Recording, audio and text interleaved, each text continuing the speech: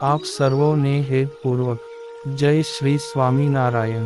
આજની સત્સંગ કથા વાર્તા નિજ મંદિર સાવરકુંડલા।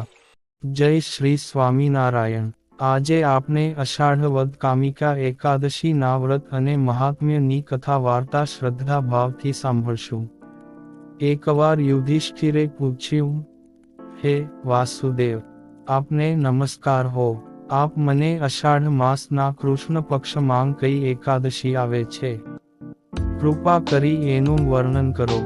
ભગવાન શ્રી કૃષ્ણ બોલ્યા, હે રાજન, સાંભળો, હું તમને એક પાપ નાશક ઉપાખ્યાન કહું છું કે જેને પૂર્વકાળમાં નારદજીના પૂછવાથી બ્રહ્માજીએ તેને કહ્યું હતું, તે તમને સંભળાવું છું। એક વખત નારદજીએ પ્રશ્ન કર્યો કે, હે કમલાસન બ્રહ્માજી, અષાઢ માસના કૃષ્ણ પક્ષમાં જે એકાદશી આવે છે તેને હું આપની પાસેથી આ સાંભળવા ઈચ્છું છું। હે પ્રભુ, એ બધું મને કહો।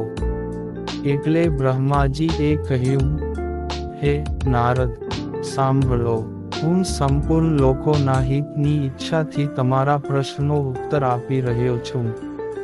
અષાઢ માસના કૃષ્ણ પક્ષમાં જે એકાદશી આવે છે એનું નામ કામિકા છે। એના મહાત્મ્યના શ્રવણ માત્રથી વાજપેય યજ્ઞનું ફળ મળે છે। આ દિવસે શ્રી હરિ વિષ્ણુનું પૂજન કરવું જોઈએ। ભગવાન શ્રી કૃષ્ણના પૂજનથી જે ફળ મળે છે એ ઘણું દુર્લભ પુણ્ય છે, જે સમુદ્ર અને વન સહિત સમગ્ર પૃથ્વીનું દાન કરે છે અને જે કામિકા એકાદશીનું વ્રત કરે છે એ બંનેને સમાન ફળ મળે છે। માટે પાપ ભીરુ મનુષ્ય યથાશક્તિ પૂરો પ્રયત્ન કરીને કામિકા એકાદશીના દિવસે શ્રી હરિનું પૂજન કરવું જોઈએ। જે પાપરૂપી કીચડથી ભરેલ સંસાર સમુદ્રમાં ડૂબી રહ્યા છે એમનો ઉદ્ધાર કરવા માટે કામિકા એકાદશીનું વ્રત સૌથી ઉત્તમ છે।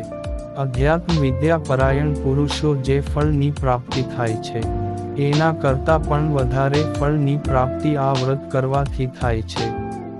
કામિકા એકાદશીનું વ્રત કરનાર મનુષ્ય રાત્રે જાગરણ કરીને ક્યારેય ભયંકર યમદૂતના દર્શન નથી કરતો અને ક્યારેય દુર્ગતિમાં પણ નથી પડતો।